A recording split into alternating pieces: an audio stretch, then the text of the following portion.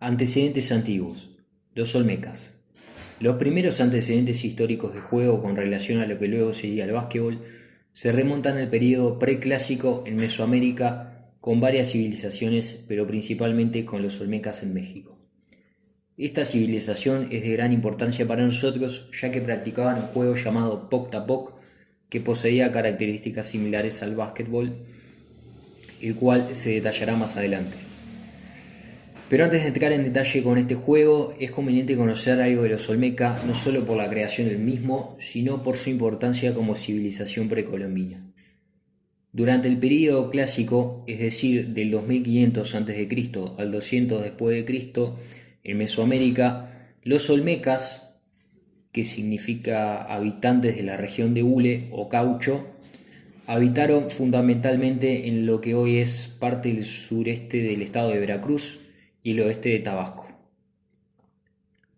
Esta región donde habitan los Olmeca tiene un clima muy cálido y húmedo cubierto de una densa selva tropical con suelos muy fértiles y vegetación. La cultura olmeca fue la primera en Mesoamérica que fundó las sociedades y centros urbanos. Los olmecas comenzaron con las prácticas culturales y religiosas a las que después integrarían el resto de los grupos mesoamericanos. Se han encontrado restos de canoas con materiales típicamente utilizados por esta civilización, lo que supone que eran navegantes, y también hay indicios que permiten afirmar la existencia de puertos, así como también rutas comerciales terrestres. Aparte de su avance urbano y el Poc-Tapoc, los olmecas son típicamente conocidos por su calidad artística y sobre todo por sus cabezas gigantes talladas en piedra con un peso que va de 6 a 40 toneladas y hasta 4 metros de altura. También crearon los primeros glifos y calendarios dentro del territorio de México. Eran politeístas, le rendían culto a sus divinidades, así como también animales como el jaguar y el caimán, los cuales poseían un carácter divino.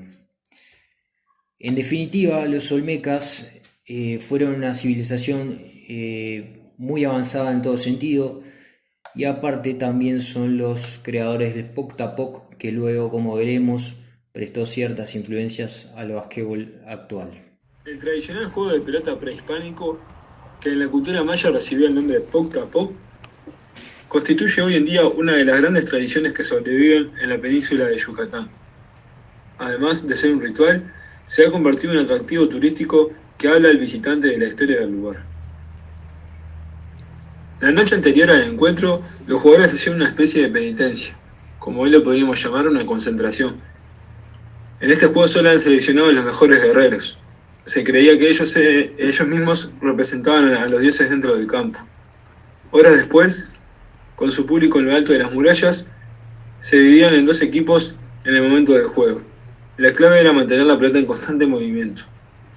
El acto central es el desarrollo del juego por parte de 8 hombres, 4 de cada lado, quienes contactando con una pelota de hule macizo, con la cadera intentan llevarla al campo contrario para atravesar la línea final, hasta que uno de los jugadores la deja caer por error, que la leyenda cuenta que el vencedor es decapitado, y su sacrificio persigue evitar la destrucción del universo. Era un símbolo de la vida y la muerte, y la reencarnación. Era una lucha entre seres luminosos y vitales. Recordemos que este representaba una suerte de oráculo. Los marcadores de piedra representarían los sitios de salida y puesta de los astros en el horizonte. De esa manera se marcan las rayas o tantos que van definiendo el marcador. Igualmente está dispuesta una estructura metálica a la cual se asegura un aro a un costado del Poc-Yac.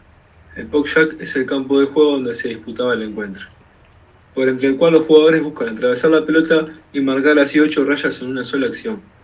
Se ganaba un punto cuando pasaba la raya de un campo contrario al otro, y se ganaba el partido cuando pasaba por el aro de piedra la pelota, ubicado en ambos extremos del espacio central.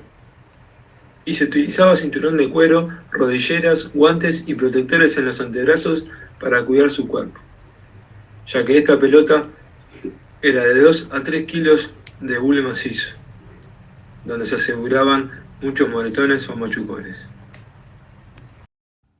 El baloncesto moderno surgió en el año 1891 en Estados Unidos, en la ciudad de Springfield, Massachusetts, por el profesor de educación física James Naismith, que trabajaba para la Asociación Cristiana de Jóvenes. Surgió a partir de la necesidad de crear un deporte que se pueda practicar bajo techo durante el invierno, cuando las condiciones climáticas no permitían practicar deporte afuera.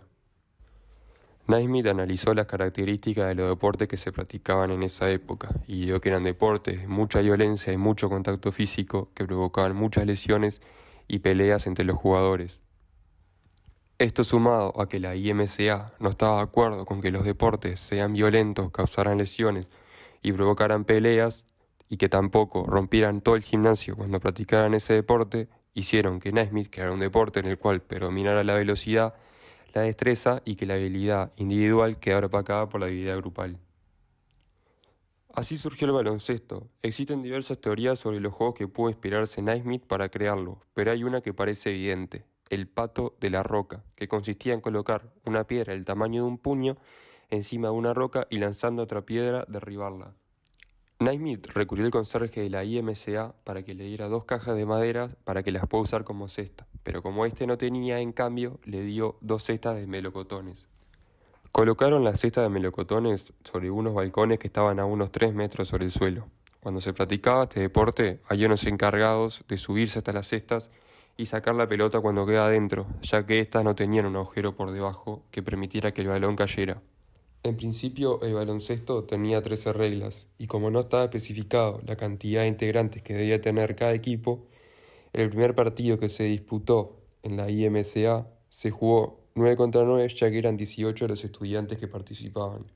El baloncesto femenino se comenzó a practicar en el año 1892 en el Smith College, que era una universidad privada femenina, cuando Senda Berenson, una profesora de educación física, modificó la regla de Naismith para adaptarlas a las necesidades de las mujeres. El 21 de marzo de 1893, en esta misma universidad, se jugó el primer partido de baloncesto femenino, en el cual solo asistieron mujeres, ya que en esta universidad no estaba permitido que ingresaran los hombres.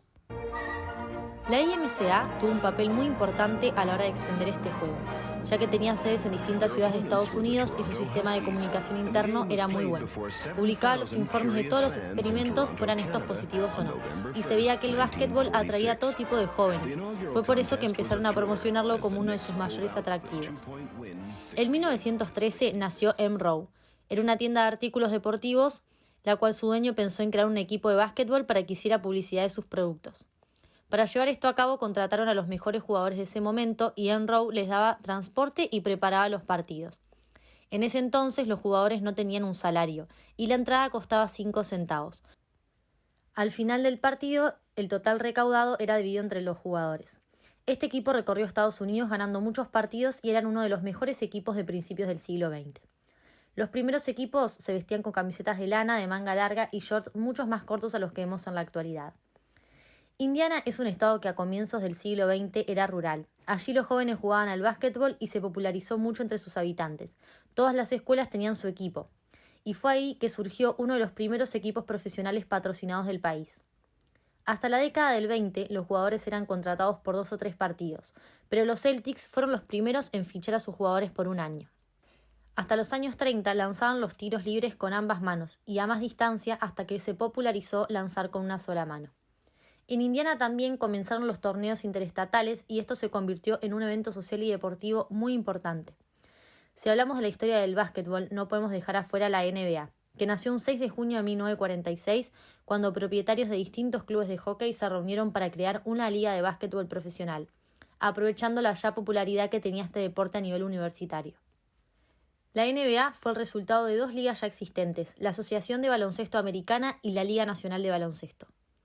Un jugador que cabe destacar es Wilt Chamberlain, quien fue una leyenda que jugó en la NBA desde finales de los años 50 hasta principios de los 70, llegando a anotar 100 puntos en un partido, cifras que nadie más ha alcanzado. En la actualidad, el básquetbol es desde hace décadas uno de los deportes más vistos y que más aficionados tiene alrededor del mundo, siendo parte muy importante de la cultura estadounidense. El primer reglamento de básquetbol fue escrito en 1891 y contenía algunas de las siguientes reglas. La pelota poseerá las características corrientes y se podrá lanzar en cualquier dirección con una o 2 manos. La pelota podrá pasarse en cualquier dirección a una o dos manos, pero no con el puño. El jugador no deberá correr con la pelota, sino que obligatoriamente la lanzará desde el lugar que se encuentre. La pelota solamente podrá sostenerse a una o dos manos, los brazos o el cuerpo no podrán utilizarse. Está prohibido empujar con el hombro, sujetar, empujar, hacer una zancadilla o golpear al adversario. Si un equipo comete las infracciones seguidas, el equipo contrario se hará acreedor de un tanto a favor. Cuando la pelota esté fuera de juego, será devuelta al terreno por la primera persona que la agarre. El ayudante del árbitro juzgará la conducta de los jugadores, anotará las faltas y advierte al árbitro cuando se cometen las 3 faltas consecutivas. El reglamento actual de básquetbol es muy diferente en comparativa al antiguo reglamento de básquetbol. El juego consiste en 4 periodos de 10 minutos, una canasta anotada dentro del arco de 3 puntos vale 2 puntos, una canasta anotada desde fuera del arco de 3 puntos vale 3 puntos y una canasta anotada desde la línea de tiro libre vale 1 punto. La pelota puede pasar de un jugador a otro o ser dribleada por un jugador de un lado a otro. Antes de pasar el balón, un jugador puede dar 2 pasos sin driblear.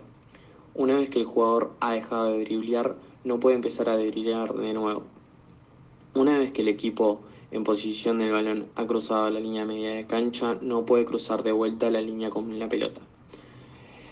Cuando un equipo tiene la posición del balón, cuenta con un máximo de 24 segundos para intentar un tiro. Además, los jugadores ofensivos no pueden permanecer dentro de la zona restringida, o sea, la llave, durante más de 3 segundos consecutivos. La falta personal se produce cuando hay un contacto ilegal entre dos oponentes. Un jugador que hace más de 5 faltas personales se excluye del juego. Una falta realizada sobre un jugador que intenta un tiro da como resultado la adjudicación del mismo número de tiros libres como la falta tomada.